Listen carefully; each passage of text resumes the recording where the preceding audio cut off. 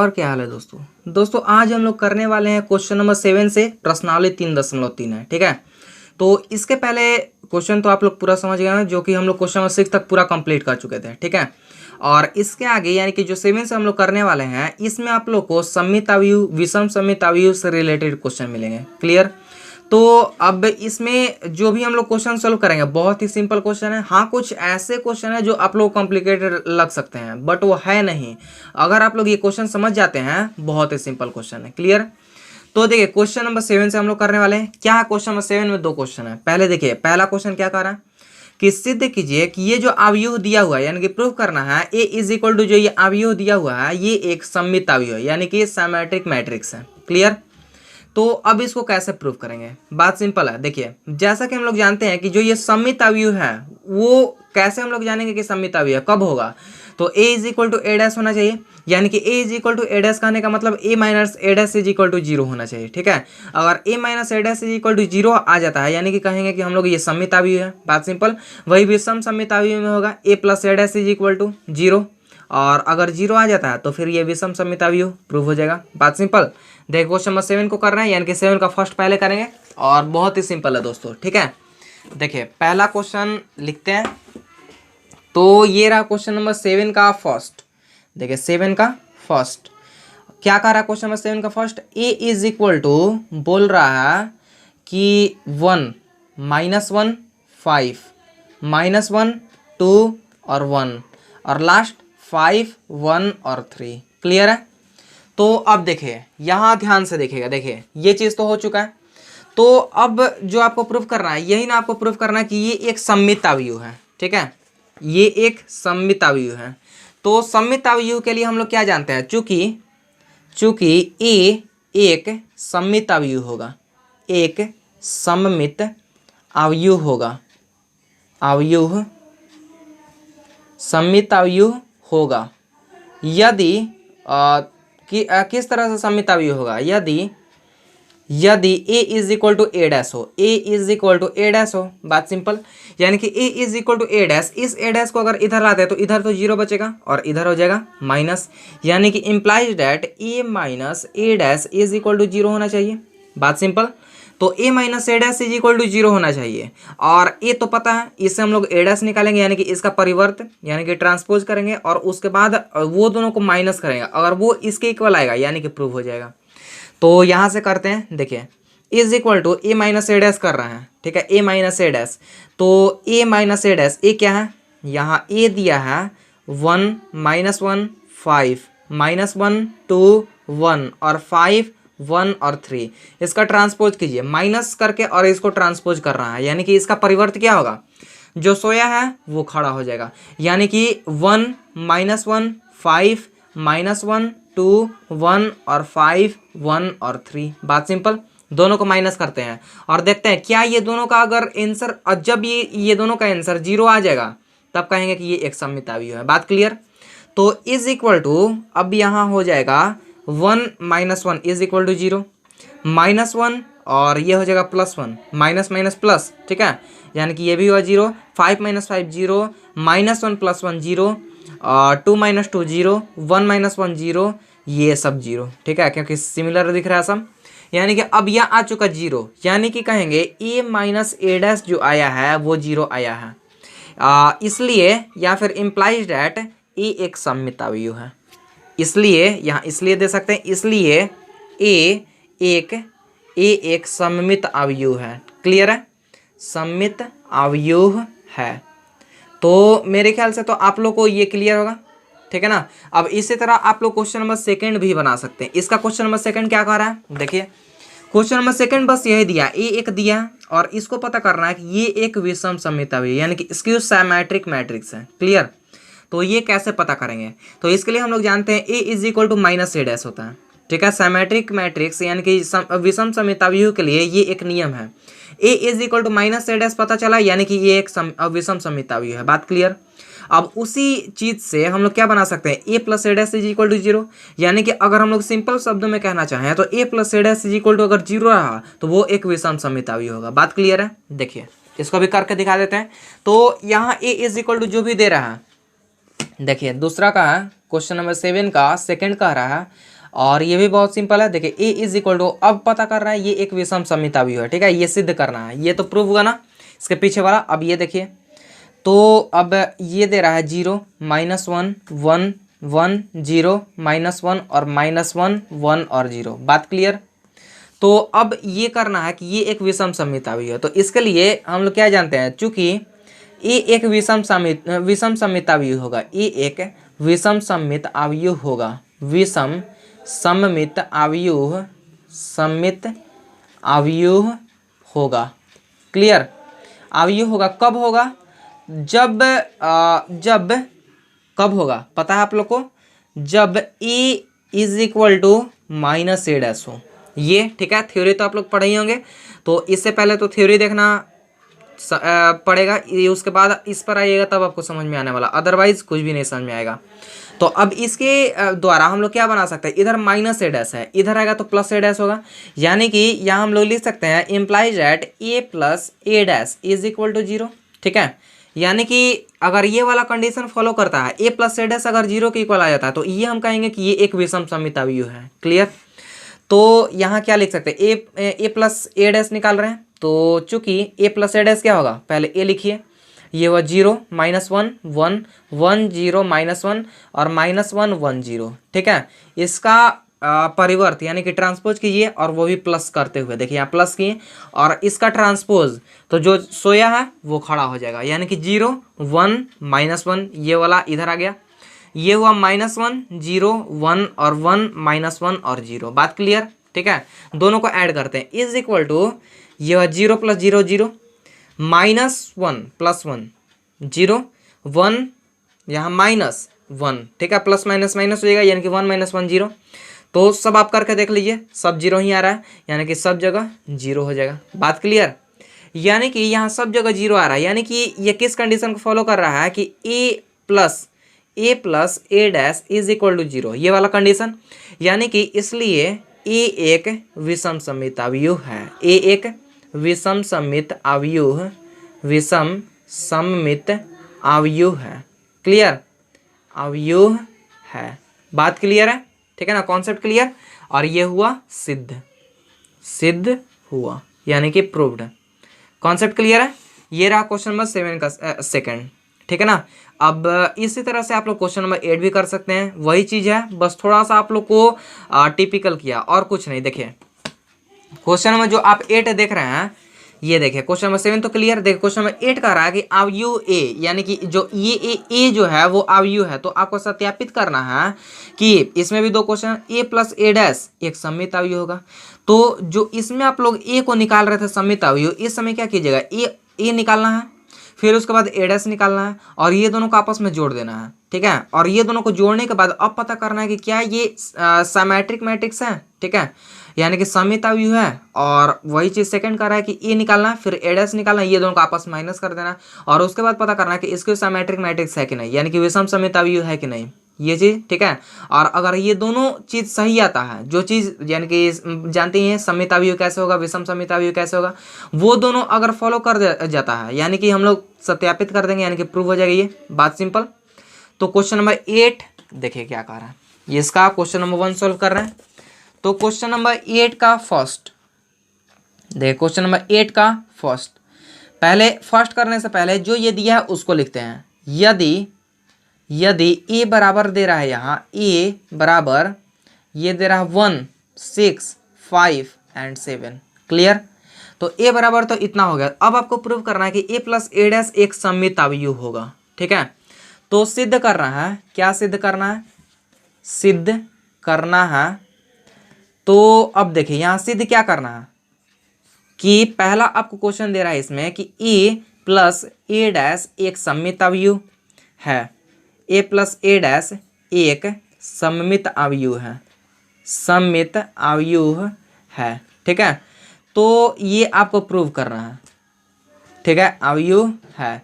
और second one question बोल रहा है कि a - a' एक विषम सममित अवयव है, a - a' एक विषम सममित अवयव है, ठीक है, विषम सममित अवयव है, ठीक है। तो ये प्रूव करना है।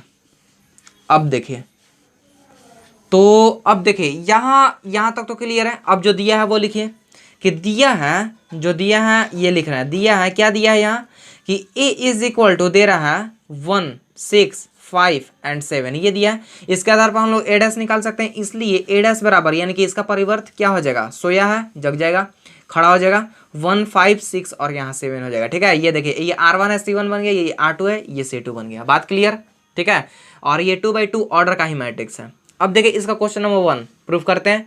कह रहा है माना कि P बराबर A प्लस C डैश। ठीक है, यहाँ कुछ मान लेते हैं P बराबर A प्लस C डैश। ठीक है, अगर हम यहाँ A मानते हैं तो फिर ये आपस में कुछ ना कुछ रिलेशन बनाकर आपस में कट जाता या फिर कुछ और हो जाता। ठीक है, इसलिए हम लोग एक ही अल्फ़ाबेट ना मानकर कुछ अलग अल्फ़ाबेट मानते हैं। बात सिंपल। तो अब यहाँ हम लोग P मान लिए और यहाँ दे रहा है A प्लस C डैश दे रहा है, तो पहले A प्लस C डैश करेंगे और उसके बाद हम लोग करेंगे प्रूफ। ठीक है, तो is equal to P is equal to A plus A dash. A इसमें क्या है 1 6 5 और 7, A डैश इसमें क्या है प्लस करना है और A डैश है 1 5 6 और 7। क्लियर? तो इज इक्वल टू अब यहाँ क्या हुआ 1 + 1 2, 6 + 5 इज इक्वल टू 11, 5 + 6 वही 11 और 7 दूनी 14। ठीक है, तो यहाँ हुआ क्लियर। ठीक है, अब तो ये आ चुका, अब इसका ट्रांसपोज निकालना है। अब आप कहिएगा कि ट्रांसपोज क्यों? ठीक है, तो ट्रांसपोज इसलिए कि सममित अवयव का बस एक ही नियम कि E is equal to A dash होना चाहिए। ठीक है, यानी कि A है तब हम यहाँ P माने हैं, यानी कि P इज इक्वल टू जो हम लोग आगे निकालने वाले P dash, P is equal to P dash होना चाहिए, यानी कि वो एक सममित अवयव होगा अगर ये दोनों आपस में इक्वल आता है तब। ठीक है, तो दोनों तरफ या दोनों पक्षों में परिवर्त लेने पर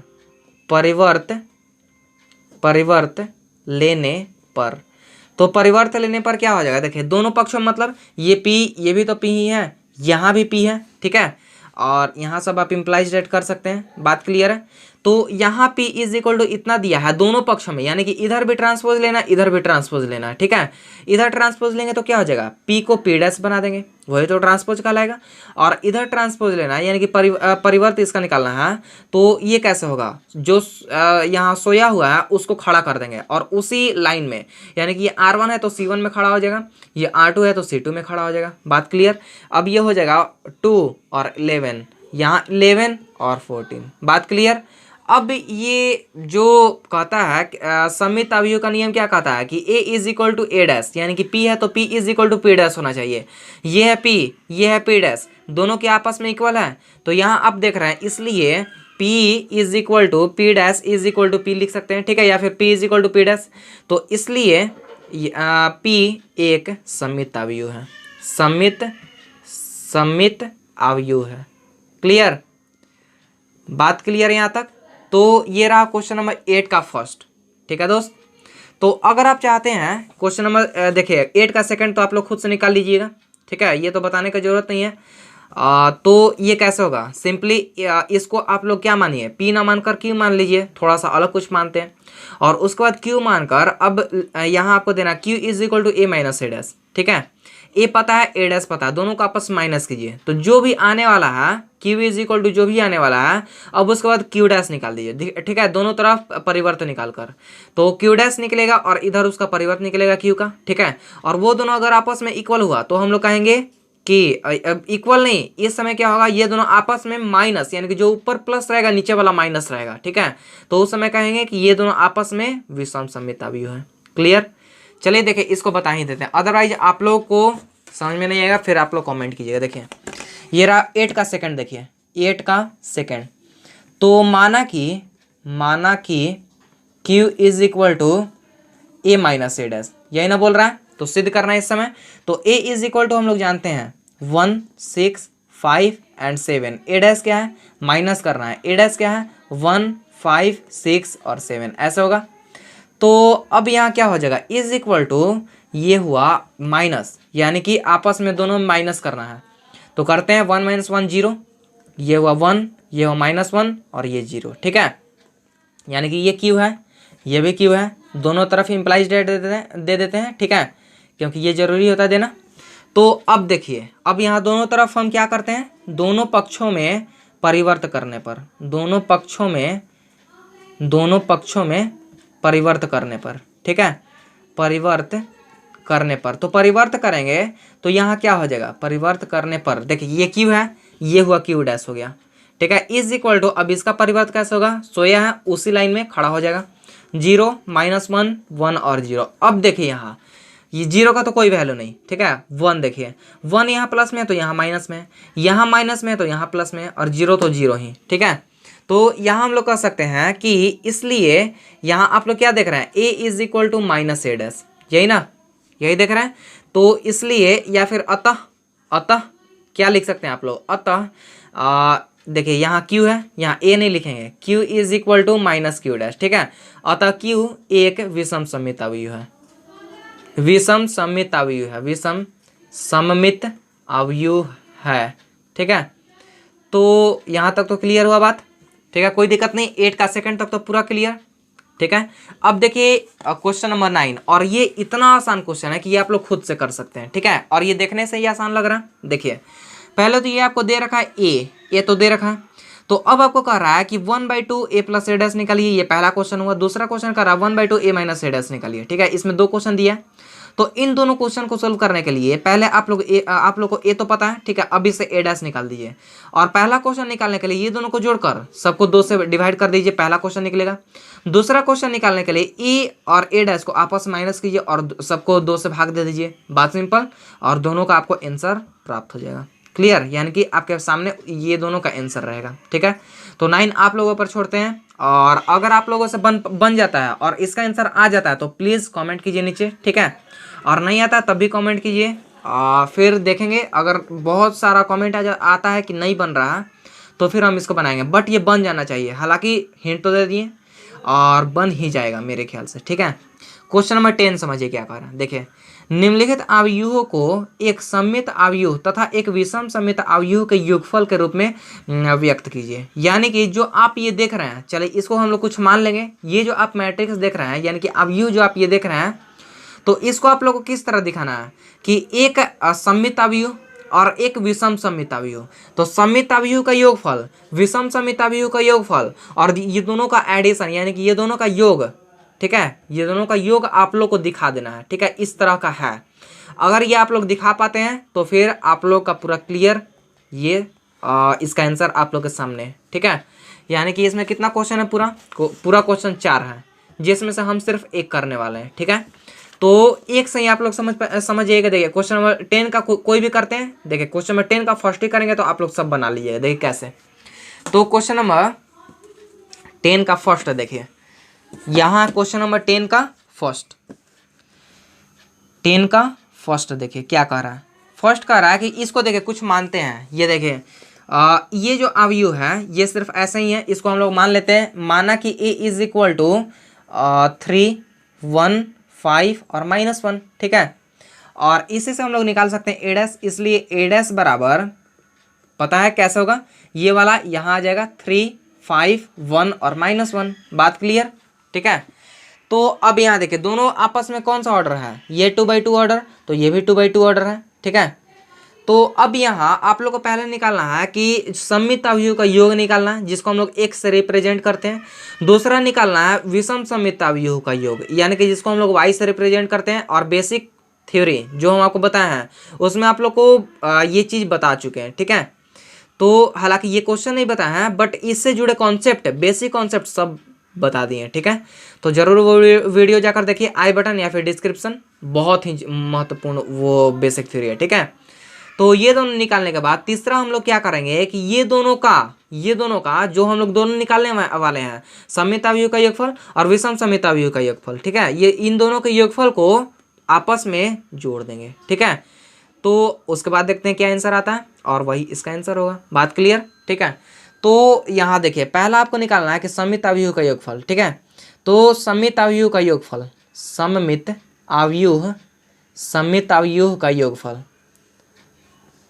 अवयव का योगफल, ठीक है।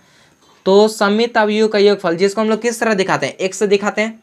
तो x इज इक्वल टू क्या होता है, 1/2 और a प्लस a डैश, यही होता है, ठीक है।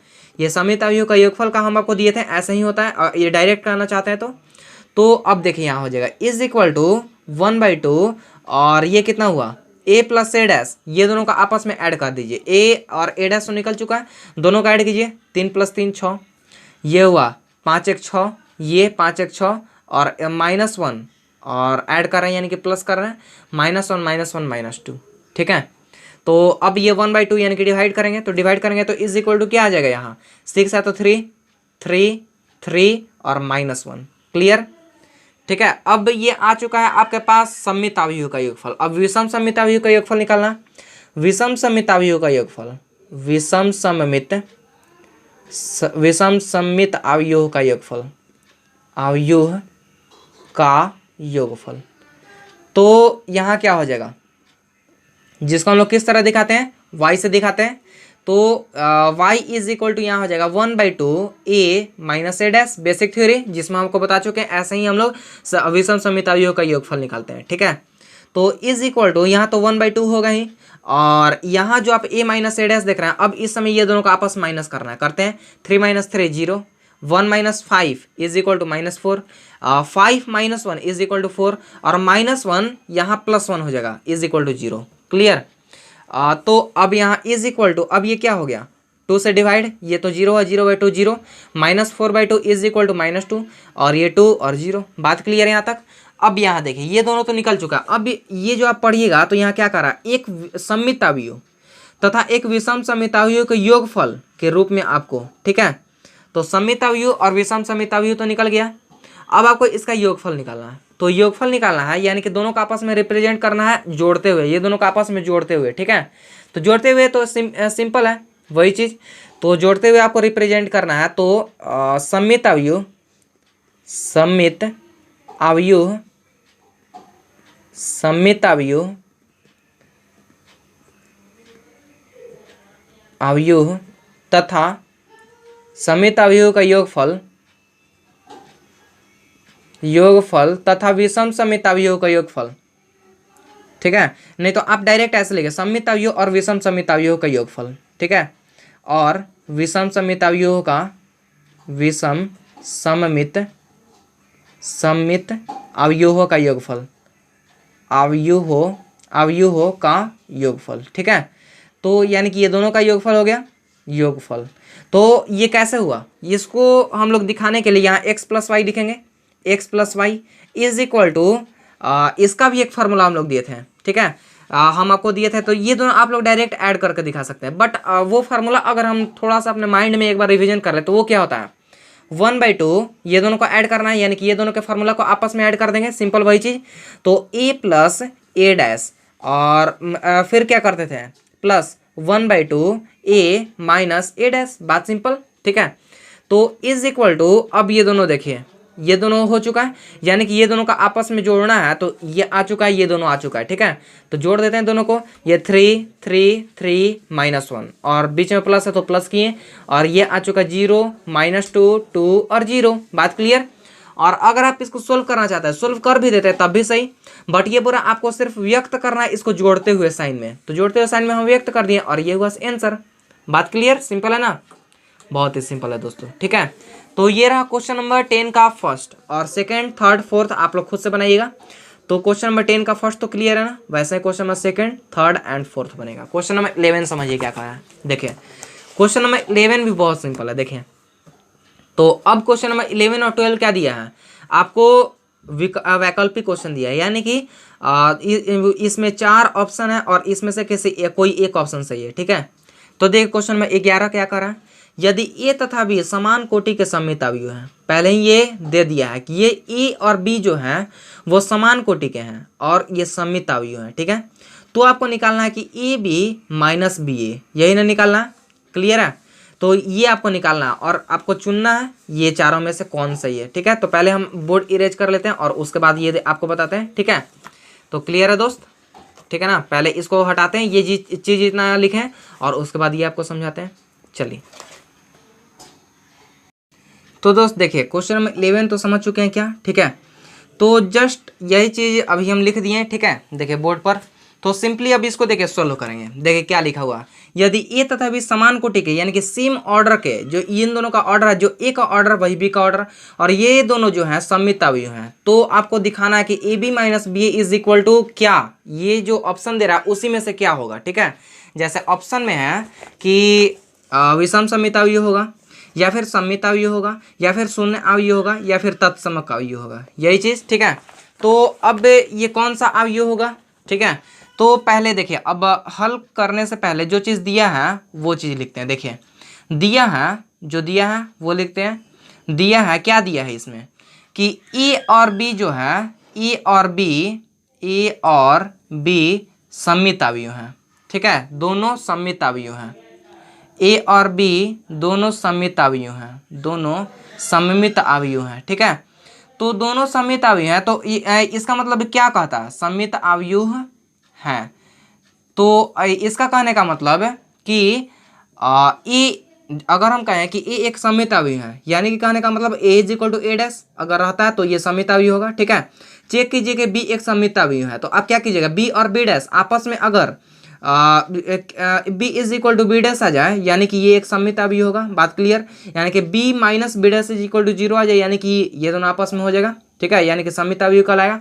तो यहाँ कहने का मतलब कि A is equal to A dash है, कहने का मतलब इसका, और B is equal to B dash. बात क्लियर। ठीक है, यही चीज कह रहा है।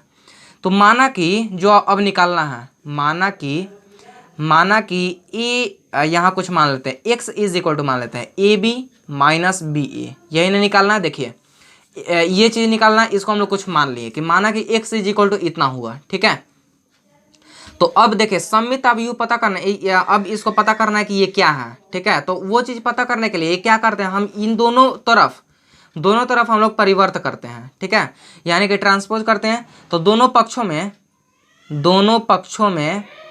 परिवर्त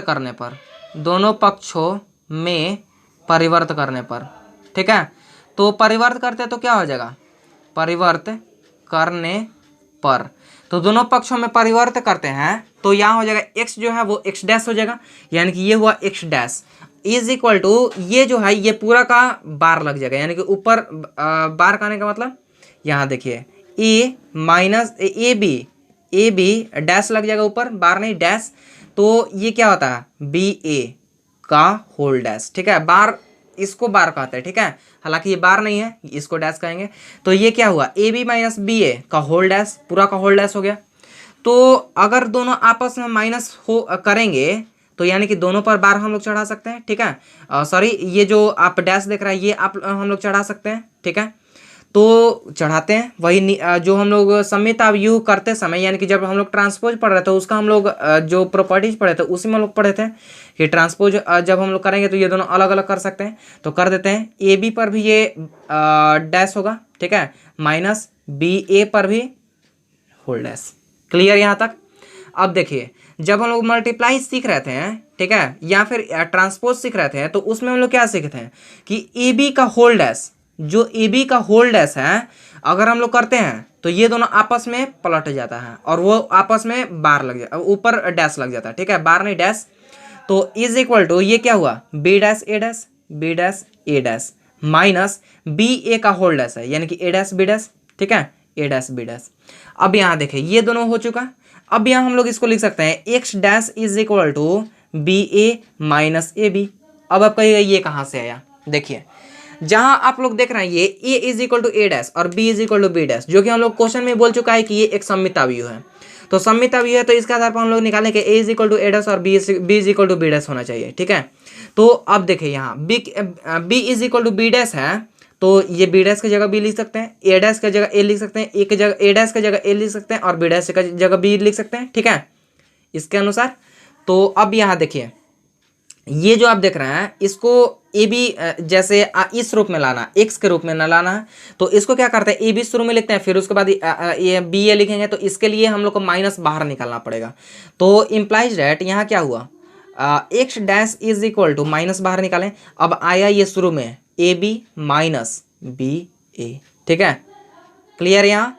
तो ये चीज़ तो हो चुका। अब यहाँ आप लोग अगर आप जोड़ के देखना चाहते हैं वो भी जोड़ कर देख सकते हैं। अगर ये माइनस यानी कि सॉरी मल्टीप्लाई करके, तो ये मल्टीप्लाई कीजिए, माइनस इसके साथ मल्टीप्लाई होगा तो क्या होगा, माइनस ही बनेगा, ये माइनस में, और माइनस इसके साथ मल्टीप्लाई होगा, माइनस माइनस प्लस, तो ये प्लस में है। क्लियर। तो अब यहाँ देख रहे हैं जो ये ए बी माइनस बी ए, ये है बी ए, तो ए बी माइनस बी ए, तो यहाँ अब देख रहे हैं ए बी माइनस बी ए है, ये यहाँ भी ए बी माइनस बी है, यहाँ एक्स है, यहाँ एक्स डैश है, यहाँ ए बी माइनस बी है, ये ए बी माइनस बी है, सिर्फ ये प्लस में ये माइनस में। तो यहाँ है इम्प्लाई डैट, ठीक है, यहाँ कहने का मतलब कि X dash is equal to minus X, यही ना, X dash is equal to minus, और ये पूरा क्या है, ये पूरा जो है वो एक्स है, एक्स इज इक्वल टू इतना है, यानी कि ये पूरा जो है वो एक्स है। क्लियर। तो इसके ये गया इधर, तो क्या हो जाएगा, X plus X dash is equal to zero, यानी कि implies that X plus X dash is equal to zero. तो अब ये वाला जो नियम है वो किस में लगता है, X plus X dash is equal to zero किस में लगता है, विषम सममिताव्यूह में। तो इसलिए यह एक विषम सममिताव्यूह है, यह एक विषम सममित अवयव है। ठीक है, तो अब ये तो क्लियर हुआ, ठीक है ना, कॉन्सेप्ट क्लियर है ये। तो अब इसमें देखिए कौन सा इसमें ऑप्शन है, ये चुनिए। देखिए ये वाला ऑप्शन, यानी कि पहला इसका आंसर सही है। क्लियर है। क्वेश्चन नंबर 12 समझिए। देखिए ए दिया हुआ, ये एक मैट्रिक्स है, ठीक है, और ये बोल रहा है कि a plus A dash is equal to I, ये आप लोग को प्रूफ करना है। ठीक है, यदि अल्फा का मान है, ठीक है, यदि अल्फा का मान है तो आपको देखिए ये तो निकालना ही है। ठीक है, ये दिया हुआ है कि तो ये वाला आपको करना है, और उसके बाद आपको अल्फा का भी मान ज्ञात करना है। तो करते हैं वो चीज़, देखिए, और मेरे ख्याल से बहुत ही सिंपल है ये भी। तो इसको करेंगे कैसे, पहले जो दिया है ए उसको हम लोग पहले निकालेंगे, और ए के बाद हम लोग क्या करेंगे, ए डैश निकालेंगे। ठीक है, तो ए के बाद ए डैश, समझ में आ रहा है ये चीज़। तो ए डैश हम यहीं पर निकाल लेते हैं। देखिए 12 का हम डायरेक्ट करते हैं, A plus A dash is equal to I, ये दे रहा है। ठीक है, ये चीज़ दे रहा है, ये कह रहा है इतना ए इज इक्वल टू इतना, तो ए इतना दिया हुआ है। यदि अल्फा का मान इतना में से आप लोग को फाइंड करना है कौन सा ऑप्शन सही है। तो ए क्या है इसमें, देखिए ए है इसमें implies that cos alpha sign alpha minus sine alpha और कॉस अल्फा, ये है ना। अब इसका ट्रांसपोज यहाँ प्लस हुआ, यानी कि अब इसका परिवर्त क्या हो जाएगा, सोया है खड़ा, cos alpha minus sine alpha sine alpha और कॉस अल्फा। ठीक है, तो ये चीज़ ठीक है ना, क्लियर है यहाँ तक। देखिए ये वाला खड़ा हो गया और ये वाला इधर आ गया, और is equal to I, it means क्या होता है, इकाई अवयव, यानी कि वही जो डायगोनल रहता है, विकर्ण रहता है, वो 1 1 हो जाता है। जितने भी जहाँ भी विकर्ण जाए, सिर्फ ये वाला विकर्ण, ऐसे वाला विकर्ण सब 1 1 हो जाएगा, और बाकी सब 0। क्लियर, यानी कि 2/2 ऑर्डर का है, यानी कि यहाँ 1 बाकी सब 0। क्लियर, कॉन्सेप्ट क्लियर है। दोनों का आपस में ऐड करते हैं, तो इम्प्लाई डैट ये हो जाएगा cos alpha plus cos alpha is equal to 2 cos alpha. ठीक है, ये नहीं होगा कि कॉस स्क्वायर अल्फा, नहीं, ये मल्टीप्लाई नहीं हो रहा है, ये आपस में प्लस हो रहा है। ये sine alpha minus sine alpha is equal to 0, minus sine alpha 0, cos alpha plus cos alpha is equal to 2 cos alpha. ठीक है, और इज इक्वल टू ये क्या हो जाएगा, 1 0 0 1। बात सिंपल, क्लियर है ना। अब यहाँ देखिए ये दोनों तो 0 0 दिख रहा है, ये दोनों 0 0 दिख रहा है, क्योंकि ये दोनों आपस में इक्वल है, ये दोनों आपस में इक्वल है। यानी कि कहने का मतलब यहाँ 0 देख रहा है तो यहाँ भी 0, यहाँ 0 देख रहा है तो यहाँ भी 0। तो ये 2 कॉस अल्फा है तो यहाँ 1 है, यानी कि ये दोनों आपस में इक्वल है, तो यहाँ भी तो इक्वल देख रहा है। 2 cos alpha is equal to 1, यहाँ भी 2 cos alpha is equal to 1, यानी कि 2 cos alpha is equal to 1। इसी के आधार पर हम लोग इसका एंगल निकाल सकते हैं। तो समानता के नियम से, अवयव के समानता के नियम से, अवयव के समानता के नियम से क्या निकाल सकते हैं, अवयव के समानता के नियम से क्या निकाल सकते हैं हम लोग कि 2 कॉस अल्फा जो है वो 1 के इक्वल है। ठीक है, 1 के इक्वल है। ये जो 2 है मल्टीप्लाई में इधर आएगा डिवाइड में, यानी कि imply that cos alpha is equal to 1/2। ठीक है, यानी कि अब यहाँ देखिए ये जो 1/2 है वो कॉस में कितना डिग्री का वैल्यू है, 60 डिग्री। तो यहाँ हम लोग क्या लिख सकते हैं, कॉस ये जो अल्फा का मान है अगर 60 डिग्री रहा तो ये 1/2 आएगा। ठीक है, 1/2 आएगा, यानी कि is equal to cos 60 degree ये हुआ। ठीक है, कॉस 60 डिग्री, यानी कि अल्फा इज इक्वल टू क्या हो जाएगा, 60 डिग्री। अल्फा का ही मान यहाँ फाइंड करना है, बाकी तो सब क्लियर है। यहाँ अल्फा का ही मान फाइंड करना है। तो alpha is equal to 60 degree, 60 degree होगा तब 1/2 हो जाएगा, ठीक है। तो ये हुआ 60 डिग्री। तो 60 डिग्री अभी डिग्री में, अब इसको रेडियन में चेंज कीजिए, तो रेडियन में क्या हो जाएगा, इज इक्वल टू, इसलिए alpha is equal to 60 degree को π/3। तो क्या इसमें कोई π/3 है, देखिए नंबर बी, यानी कि इसका नंबर बी आंसर ऑप्शन सही होगा। क्लियर है ना। ये रहा क्वेश्चन नंबर 12, यानी कि क्वेश्चन नंबर 12 तक कंप्लीट। प्रश्नावली 3.3 का क्वेश्चन नंबर 7 से लेकर क्वेश्चन नंबर 12 तक इस वीडियो में कंप्लीट किए हैं। कॉन्सेप्ट क्लियर है, ठीक है। तो अगर आपको इसमें जितने भी हम समझे हैं वो सब अगर आपको समझ में आया तो नीचे लाइक बटन आता होगा, उस पर क्लिक कीजिए, ठीक है। और सब्सक्राइब बटन आता होगा, क्लिक कीजिए उस पर, और बगल में बेल आइकन क्लिक कर दीजिए। समझ में ये आता होगा, इसका बेनिफिट तो पता होगा क्या होता है कि मैं इसके आगे जब भी वीडियो डालूंगा, यानी कि इसके आगे तो बेसिक आने वाला है, ये तो पता है आप लोग को, ये वाला चीज़ का, यानी कि ये जो हम लोग आगे पढ़ने वाले हैं वो है कि इन्वर्स ऑफ मैट्रिक्स, ठीक है। बट इन्वर्स ऑफ मैट्रिक्स दो तरह का होता है, जिसमें से हम लोग पहला तरह का पढ़ेंगे बाई रूपांतरण विधि से, ठीक है, यानी कि एलिमेंट्री ऑपरेशन से, ठीक है। और इसी में हम लोग अवयव का ऑपरेशन करना भी सीखेंगे, ठीक है। जैसे डॉक्टर साहब जब बड़े बड़े डॉक्टर हो जाते हैं वो सब अपना ऑपरेशन करते हैं, ठीक है, बड़े बड़े डॉक्टर लोग, वैसे ही हम लोग अवयव में अब हम लोग पूरा समझ गए क्या होता है अवयव, तो अब हम लोग ऑपरेशन करना अवयव का सीखेंगे। बात क्लियर है। तो यहाँ तक तो क्लियर, ठीक है। और जितने भी हो सके अपने दोस्तों तक फैला दीजिए इस वीडियो को, ताकि आपके दोस्त लोग भी इस वीडियो का लाभ उठा सकें। तो बस यहीं तक रहने देते हैं, बाय।